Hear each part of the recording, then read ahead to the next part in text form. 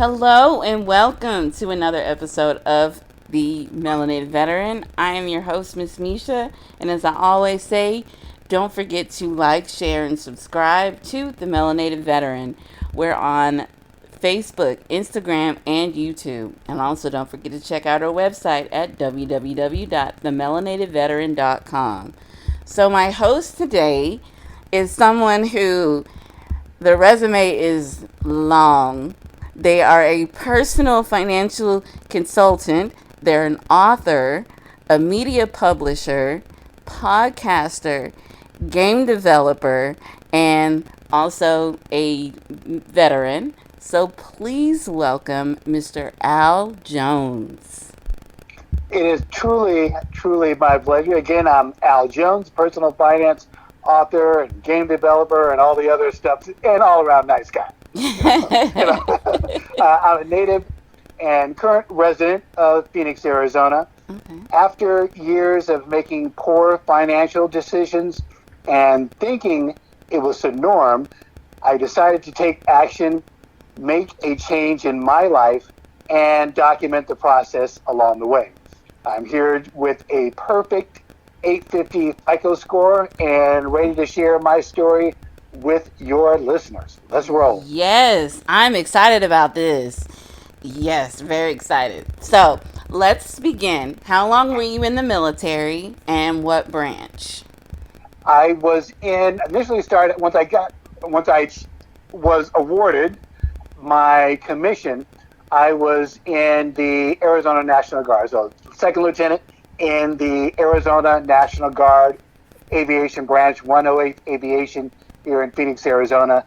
Did that for 3 years after achieving my associate degree with New Mexico or at New Mexico Military Institute. So I graduated from New Mexico Military Institute with an associate's degree, received my commission shortly thereafter, was assigned to the 108th Aviation Branch as an aviation officer, did that for 3 years, and wanted to go active duty at any cost. National Guard was good, but hey, I wanted to do it a full-time gig. So what I did is, while working towards my bachelorate degree at Embry-Riddle Aeronautical University, I was going to the National Guard, and then I submitted my what we call the dream sheet for branch assignment, and got the reply from Department of Defense, and was assigned to the Ordnance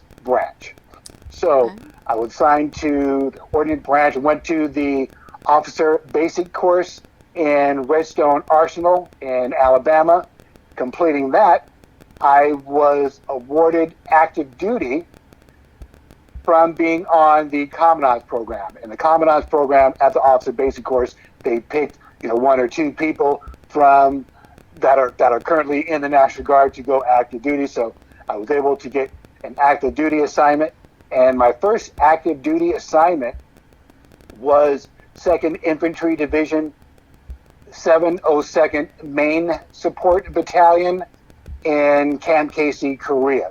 And I did that for my first active duty assignment, and my second and last active duty assignment was with 31st Air Defense Artillery 166 Ordnance Company at Fort Hood, Texas.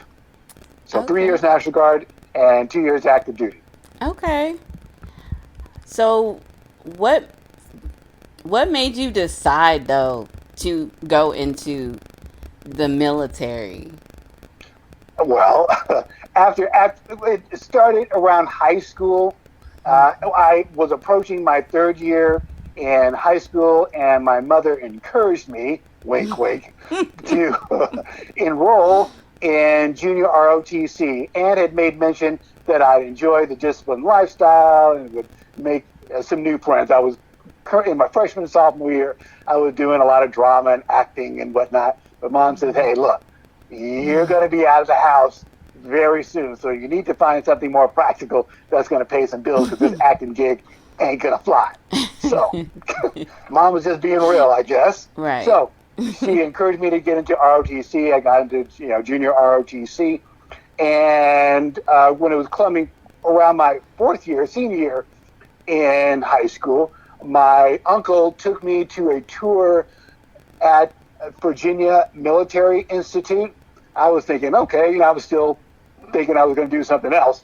And I get this tour at VMI, and it's like, oh, it's a nice place. I had some cousins that were enrolled there, but I'm thinking, okay, it's a nice place, but I don't think I'll be enrolled in some place like this.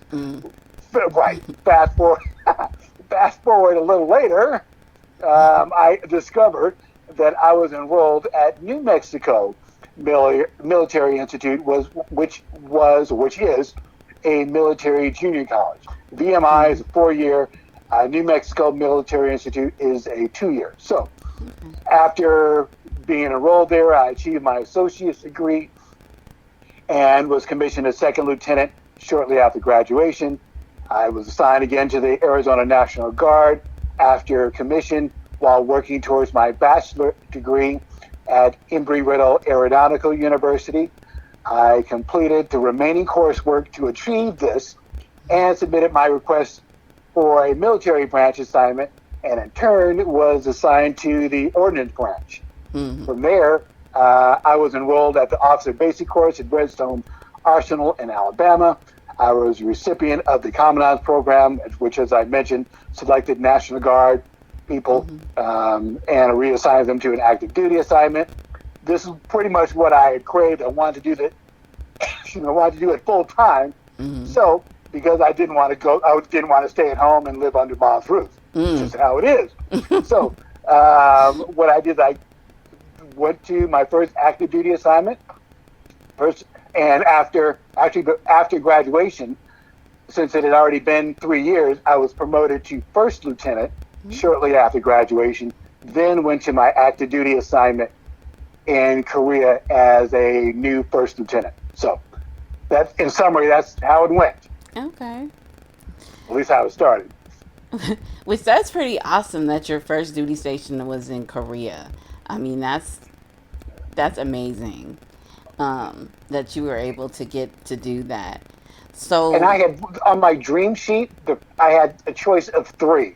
Wink, wink. The first choice I put Germany and go to Wiesbaden. I had a classmate that was always raving about Germany, so I put Germany as the first choice. Second choice, I put Korea. I wanted to go overseas, ideally, of course, Germany, but cadre there was really pushing Korea. I'm sure they had it in the cards to send me to Korea anyway, so they kept pushing me to, Korea's the best kept secret. Wink, wink. Like, okay, sure. I took the hook.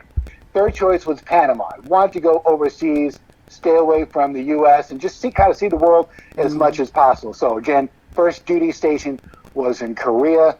Overall, I wasn't too thrilled with the initial post I was stationed in. And that was a real small outlying post on Camp Sears, just out in the boonies somewhere. But once I got reassigned to headquarters, 702nd Main Support Battalion, as the assistant S2/3 security intelligence officer, I was digging that assignment. Okay. So I see that was, one of your highs. Tell me some more of your highs and lows of while being in the military.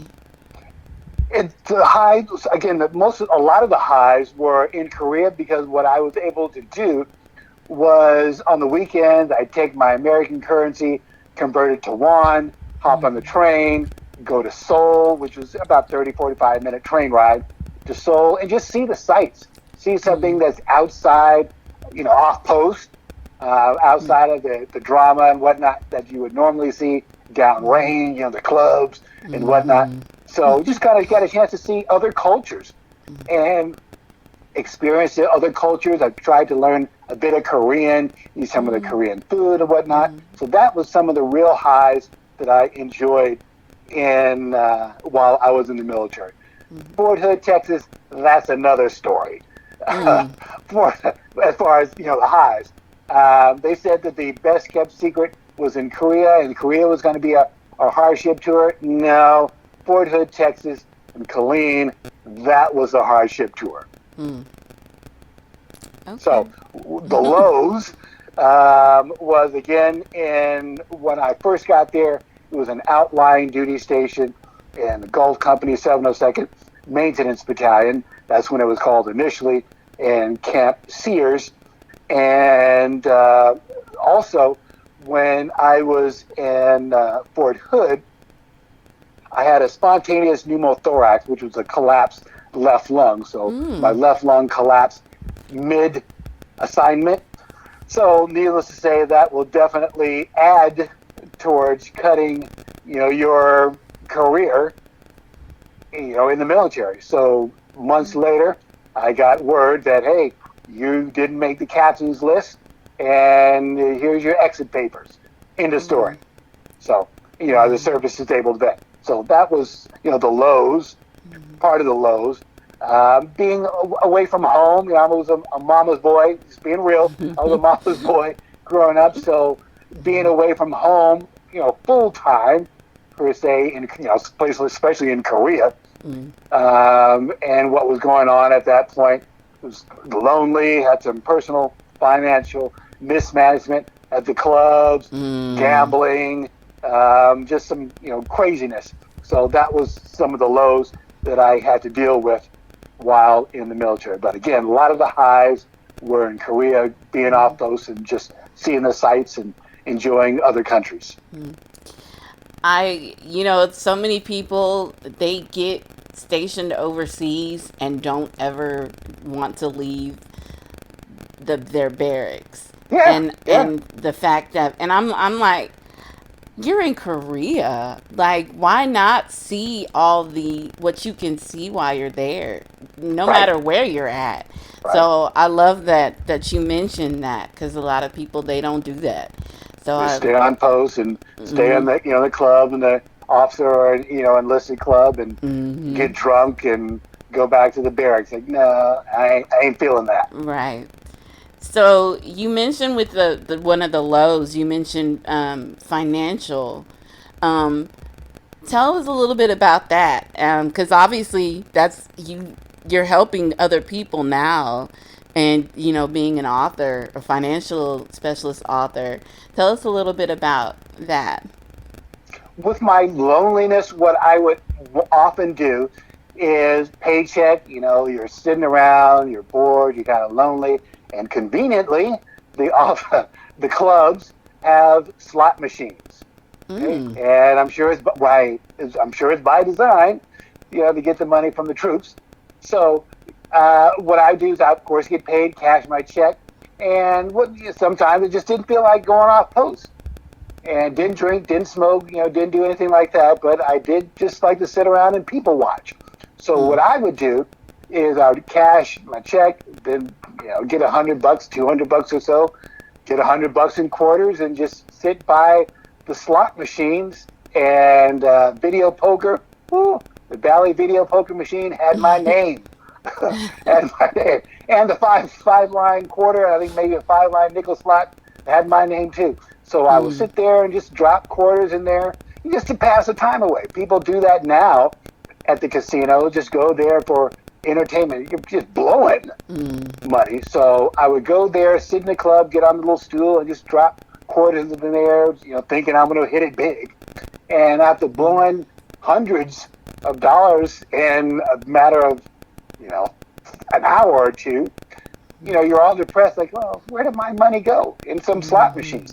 After the clubs close, you kind of walking around outside the club, then the workers, the local workers, are in there playing the same machines you were playing, and then all of a sudden, bling, bling, bling, bling, the bells and whistles start going off on the machine like they're getting jackpots. Mm. And it's like, right. It was like, what's up with that? Mm. They're winning conveniently.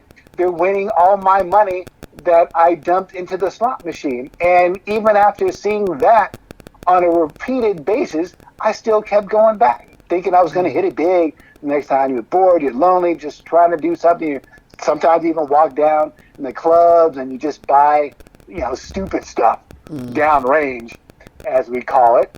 And after a while, it starts catching up with you. oh, gee, you mean I got to pay it? I got to pay that credit card back? Mm. So that stuff will catch up with you. So that's what I was talking about in regards to financial mismanagement in that regards while I was in the service. Did some outside of the service before and after, but if we're specifically talking about while I was in the military, that's what I was talking about. Okay. So you get out. Tell us a little bit about how you started going back, like how you, some of the financial issues that you had, and then how you overcame them, and how you became the author, the financial office, the finance author that you are now. And even before I was in the military, I my parents split at an early age, and what was happening was, when we'll say in junior high or so, I got hip to what was going on because my mother did not manage her finances well. Bill collectors were calling, saying, "Hey, Mm. you need to pay these bills, you need to pay that bill," and I was at home a lot alone, and I had to field the incoming calls that she was getting.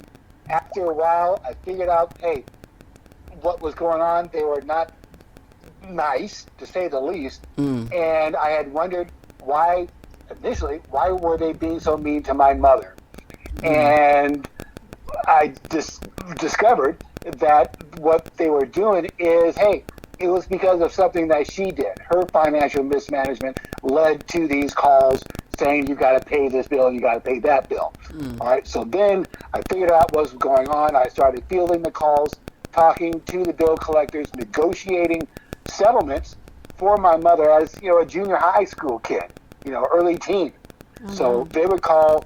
I would talk with them respectfully. Yes, Mr. Smith, I got your message. I relayed the info to my mother and talk with them, talk with my mother. Hey, Mom, Mr. Smith called. He says you need to pay 1,000. Well, I can't pay 1,000. I can pay 750. Okay, let me relay that to Mr. Smith when he calls tomorrow while Mm. you're out at work. So the back and forth, being the liaison, that Mm. taught me how to deal with bill collectors, how to manage debt. However, although I wanted to see the whole thing end, that was the only path that I knew. I thought, well, okay, you're supposed to overextend your credit. That's how life was supposed to be. So I Mm. carried that mindset into while I was, in the military. Well, okay, I can go down range, buy a bunch of stuff, and I'll pay it back at some point. Got out of the military, got out looking for employment, did some, buying a bunch of stuff. Eventually had to pay that back. Bill collectors were doing the same thing with me as I had to deal with my mother growing up, Mm. calling, hey, Al, where's our money, blah, blah, blah. Finally, I got to a point to where I said, all right, this is enough. This is crazy. So Mm. what I decided to do was to start to document the process. Okay, Mm. so I initially wrote a book, and the book was about a chapter in length, and I did that. This is before the book I've got now. The initial book I wrote was about a chapter in length, and I did that after reading multiple books, listening to multiple CDs, watching multiple DVDs that were out on the market. And the majority of the content that was out there, and even still today, is filled with fluff. They want Mm. you to read, and want you to buy, a book that's 300-400 pages, which is filled with a bunch of fluff, a bunch of, madness. Same thing with the CDs and DVDs. Did all that, and I said, you know what? I'm going to read 300 pages of content to, help improve my credit. At that point, it was just a little much for me. Mm. So I can only digest about a chapter in length of content. So I wanted to provide some breadcrumbs to those that were in the same boat. So I wrote a book about a chapter in length, for someone like me, wrote a book in chapter in length, but the book that I initially wrote, it was too technical. Go to this website, call this phone number. What happens is when you do something like that, if by chance the website goes down, the phone number is out of order. The content that you have in the book is no longer valid. So I was like, oh, gee, what am I going to do? So fast forward, I decided to write another book. This time, it was a little more narrative. People like to hear a story. So in this current book that I have now, My Journey from Bad to Excellent Credit, which is available on Amazon.com, the paperback, Kindle, as well, and as an audiobook, is still a chapter and link, but this one is a little more narrative, has a story, from the childhood to current day, and it also has workbook elements to where after each chapter you can read and then take notes, and if you want to share the content with others, hey, this is the notes that I took in the book, and this is what I learned. Hey, here it is. Check it out. You may find some helpful information as well. And after the book was published, then I was able to achieve the 850 FICO score. So in publishing the book, I think the printed book, I think I had 380-ish with a score. And shortly after, I did the audio book, and I think I had 840 for the paperback, and maybe like 845 or something like that for the audiobook. Then afterwards, I was able to achieve the 850 FICO score. So that's what I got out now. Wow. See, yeah, them gems right there, like learning how you did that. I mean, I'm impressed. I feel the love. I'm impressed. And I hope that the listeners are impressed too and wanting to check out and figure out what exactly, like, how you did it. So definitely check out his book, which he said on Amazon. Wink, wink. Yeah, it's on Amazon. And like I said, on the paperback, as you'll see on the paperback, it'll show the score at 846. So at the time of publication for the paperback, I had an 846 FICO, and on the audio book, I had 848. Then after the audio was done, shortly thereafter, that's when I was able to achieve the 850 FICO score after the publication of the audio and the paperback. That is awesome. So you've and it done wasn't just overnight. It wasn't just overnight. A lot of times people will say, well, hey, I can just pay somebody to help me improve my credit. Granted, there are services that are out there that they claim will help boost your credit. I didn't use any of those services. It took easily 15, 20 years for me to go from having, 600, FICO score. You walk in somewhere and think, okay, I've got a 650 FICO score. I can just buy anything I want. And you could, but you're going to be paying prime interest rate. So with an 850 FICO score, that gives you a different perspective in life. A couple of weeks ago, I was walking. I needed some repair on my iPhone that I've got. And while I was getting it repaired, I had to go to one of the local malls, some shopping malls. So I turned in the phone to have it repaired and was just walking up and down the mall and looking at the stores. And as I was looking around, it occurred to me that if I wanted to, not that I would, but if I wanted to, I could purchase anything I wanted in any of the stores and with limited hesitation because I've got that 850 FICO score. And just that feeling of freedom, and that is my financial freedom, is the ability to have options. For me, freedom is options. You have the option to be able to do X, Y, and Z. So, I'm going to get off my soapbox. But that's good. And I like the fact that you mentioned it took time. Because a lot of times people want something done like now. They're like, I just hurry up now. But it takes time. It took a while for you to get to that point where you were. It's going to take a while for you to get out of that where you were. So I like that you mentioned that. So you're an author. Um, Tell us a little bit about now. You're a media publisher and a game developer. All right. So with the media publisher, what I've got out now, the publishing company I've got now is Light Eyes, Light, Eyes, EYES Media. Light Eyes Media. We do. We've got a show out now, which is where I am the host. It's an advice column called Confessions from the Quarantine. And Confessions from the Quarantine is an advice column where I'm dressed up as a priest. So it might be dating myself. So if you recall the character Father Guido Sarducci from Saturday Night Live, he's kind of dressed up as a priest with the kind of gaucho hat. So and I've got a cigar, holding a cigar, and then what I do is I provide a common sense solution to people's daily problems. They'll send to me their problems about life, about love, relationships, whatever. They send them to me, Father Al, and in exchange, what I do is I provide a common sense solution. It's shown on my personal Facebook page.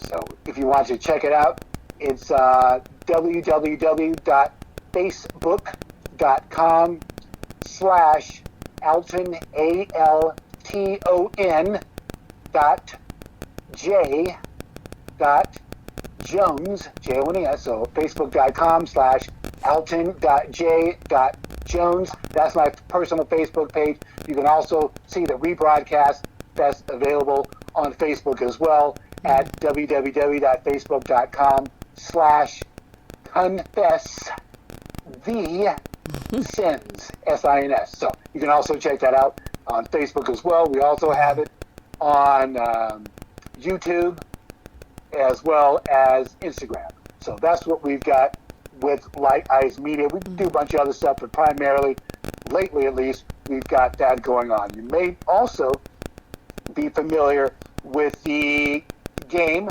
that we've got, and the game we've got now out is called Lyrics, Lyrics, Guru, GURU, two separate words. So Lyrics Guru, and what that is, it's a song lyrics trivia word game where the player tries to match the correct word found within the lyrics of the song. Okay, so the website for that one is www.lyrics, LYRICSGURU.MOBI. So to play the game, at least in the app is available on Google Play as well as the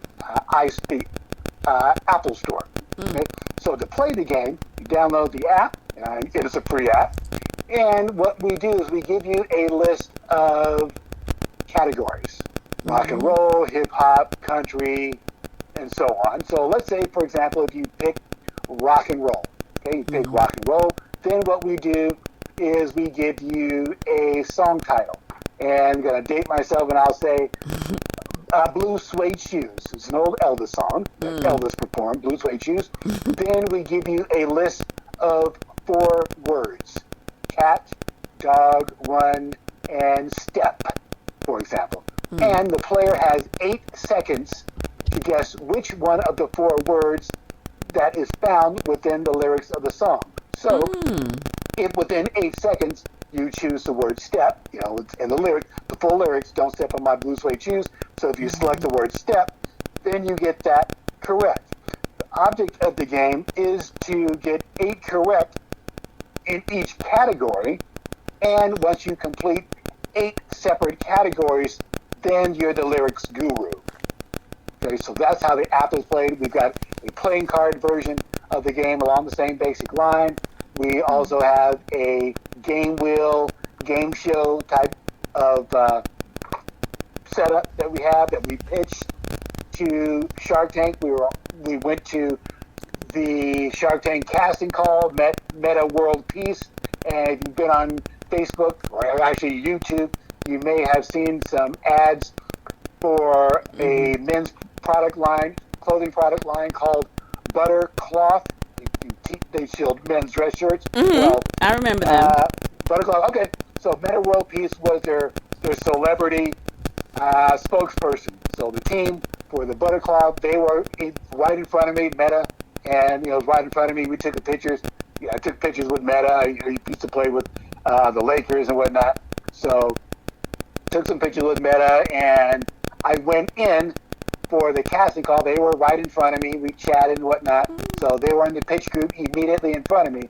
And when I went to the casting call, shortly before it was our turn to go in, the Shark Tank group sat us all down and said, okay, before you go in, you have to ask for money.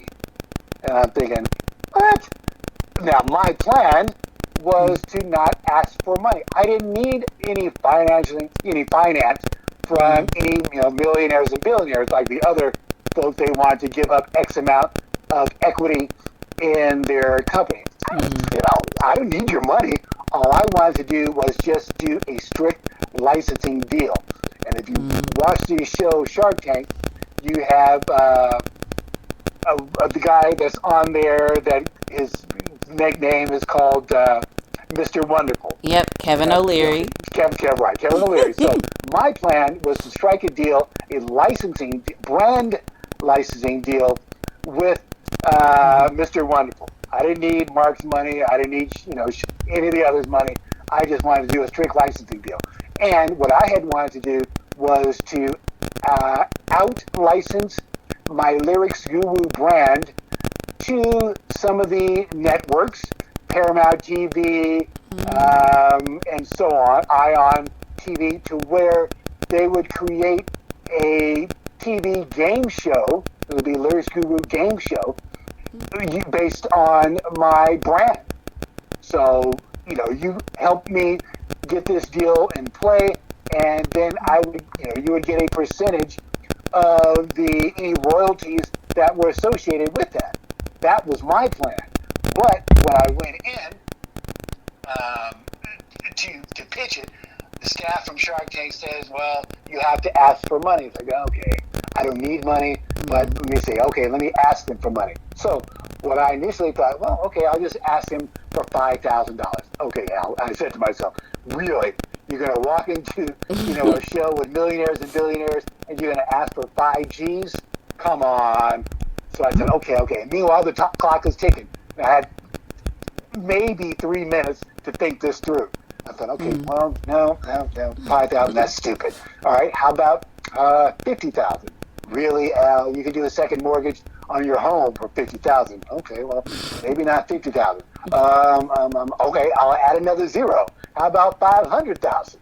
So I figured I could use the 500,000 for advertisement or something like that. So I pitched, doing the licensing deal with Mr. Wonderful that I needed 500,000, blah blah blah, for advertising. But hey, they didn't select me, to go forward to be on the show. But they picked Meta and the Buttercloth team, which is a group immediately in front of me, to be actually on the show. Because you go through the initial casting call phase. If they like your stuff, then you move forward to being on the show. But hey, maybe if someone is listening, they like the concept, they want to do a deal with me, hey, we can talk and do a game show. That would be Lyrics Guru brand. Yeah, that would be awesome. Like I was looking at some of your advertisement and everything for it, and I was like, okay, I like it because it's something that's different. Because normally you have like figure out the lyric, like the whole, like what's missing, instead of trying to figure out, okay, well, is this a part of it? Well, I And don't the know. other thing is the difference between the Lyrics Guru game and the other games, and what we had wanted to do was to also to compete against Beat Shazam.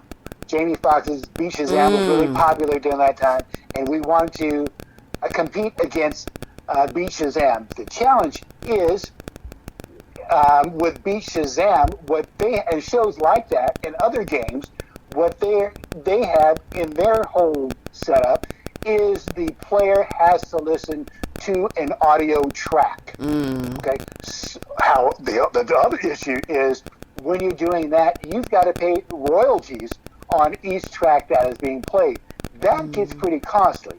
So let's say if you're Sony and you work with Paramount, for example, and you set up a show to save money, the only songs that are played in the game are Sony songs that are in Sony's catalog.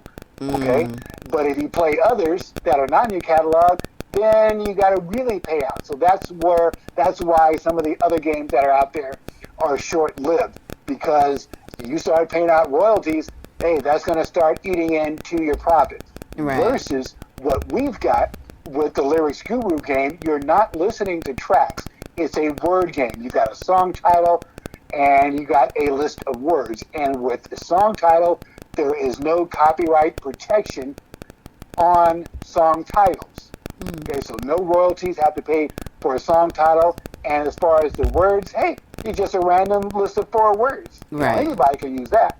So that's the benefit for working with the Lyrics Guru brand. You don't have to pay royalties, for playing audio tracks and so on. It's strictly a word game, and I think our game is a good competitor to other games which require audio tracks being played. You got the media down on lock. I'm just trying to find that door. You just keep knocking on that door. Right. Every opportunity I get, just keep knocking. People are going to tell you no. People laugh at you. Nobody cares about the lyrics. Blah blah blah. Yeah, but you just keep going. Keep smacking. Right. You get smacked down. You get back up and keep stepping. That's in every situation, and that's a good gem right there. Now, something I'm just curious about, because the name, first off, the name of your publishing company, media company, Light Eyes. Where did you come up with that? From having those light eyes. I've got green eyes, so I thought, that'd be kind of cool. So that's where the Light Eyes Media came from. Okay. The light green eyes. Okay, because I was looking up everything and looking stuff about you, and I was like, Light Eyes, and at first I was like, where did that come from? So what made I feel like I have like so many different questions.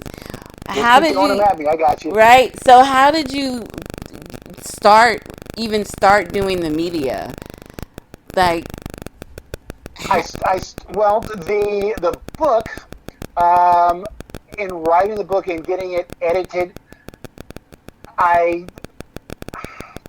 it's kind of went forward. It's like, you know what, I can do, after seeing your writing, when you write a manuscript and you try to pitch it to publishing companies, you get just no's all the time. Then finally I said, you know what, I can do it myself. And when you're pitching and somebody else is kind of like the whole Prince thing, the more you own of the property, the better off that you are. Granted, when somebody else has their hands in the pot, you pitch your product to a Penguin Publishing Company, McGraw-Hill, you're going to get pennies on the dollar as an author. Okay, they want to put you on the road, and that all sounds glamorous, but eventually you're going to get pennies on the dollar. And if you don't do the deal right, you could get really messed over on a deal like that. They throw the advances at you in advance of sales. It's like, okay, man, I got a $500,000 advance. Well, that's a loan. Okay, so that ain't your just free money for you to just go and do whatever you want. I'm gonna get a Benz. No. It's an advance. It's advance, like you said. You get that advance. Yeah, they throw that advance at you, and you're all like, "Man, I got a $50,000 advance. and in advance of sales. Well, you get a $50,000 advance and your book only sells 30. Well, somebody's in the hole for 20 G's. So that could cause some problems. Right. So in doing it yourself, per se, and finding a good editor, and the editing company that I got, they're not paying me to say this, I use a company called Cambridge Editors. They're out of the East Coast. You can look them up online.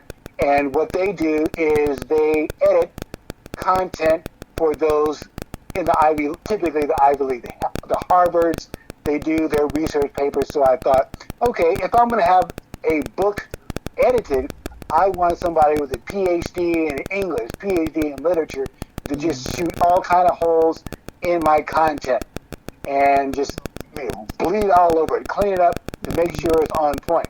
So I had them to do that, and then just started doing other stuff, realizing that, I could do it myself, and knowing when I should farm out the stuff that I can't do. I try to do a lot of stuff myself, but then there's times where I said, you know what, I need to find somebody else to help me out whenever possible.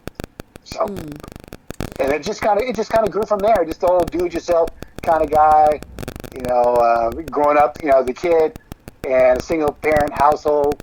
After mom and dad split, I was the guy, per se, of the house, and had to fix little small stuff around the house. So that whole do-it-yourself thing as a little boy kind of progressed to, hey, what else can I do myself? And maybe because I'm cheap.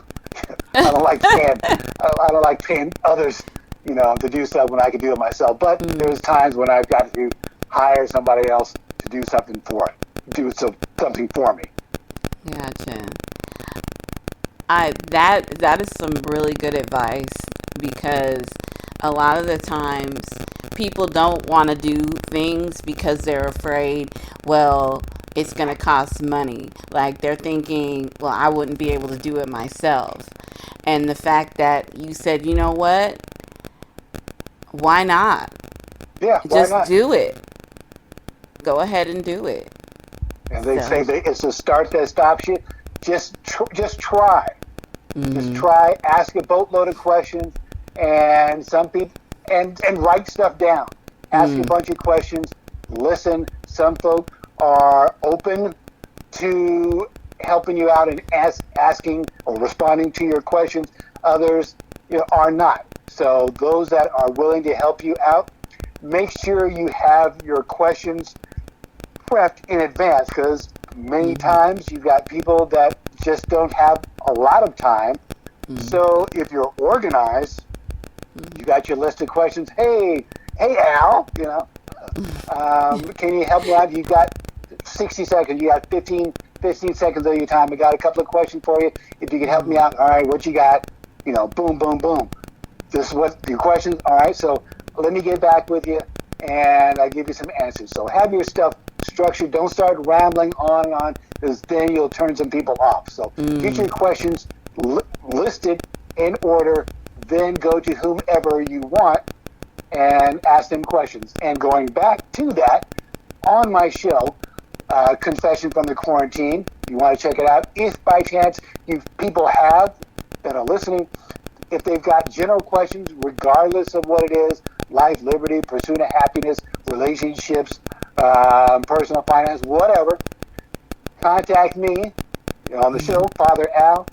And the phone number that people can contact me in regards to that is 623-764-8893. Leave a detailed message, or if they want to send an email to me, the email address is confessthesins@gmail.com. On the subject line, go ahead and write Dear Father Al.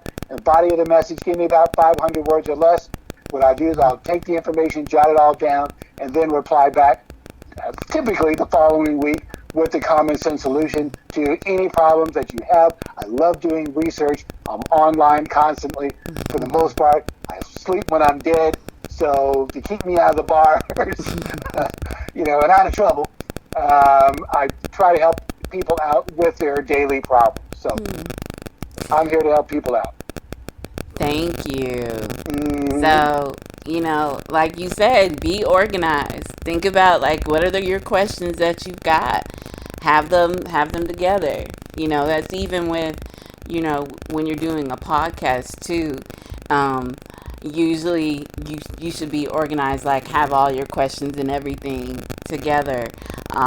Sometimes that doesn't always work, but making sure at least you have some kind of structure. So I like that you mentioned that. I want to thank you before we wrap up. Again, I want to thank you for coming on the show. One more time, can you tell everybody where they can find you? they can find, if you're interested in purchasing a copy of the book, you can check it out on Amazon, whether it's the Kindle, the audiobook, and or the paperback. The title of the book is My Journey from Bad to Excellent Credit. On Amazon, the paperback is $6.89. The Kindle is $3.89, and the audiobook, it may be free depending on how you're set up on Amazon. If you're interested in downloading the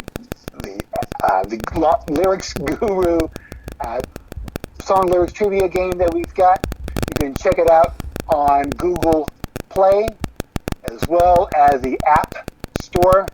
And if you want to search for it, type in Lyrics Guru app. So Lyrics Guru app, and I should find it. You just look for the icon with the guy with the purple hair and the mustache and the little music symbol on top. So you should download that, check that out, play that.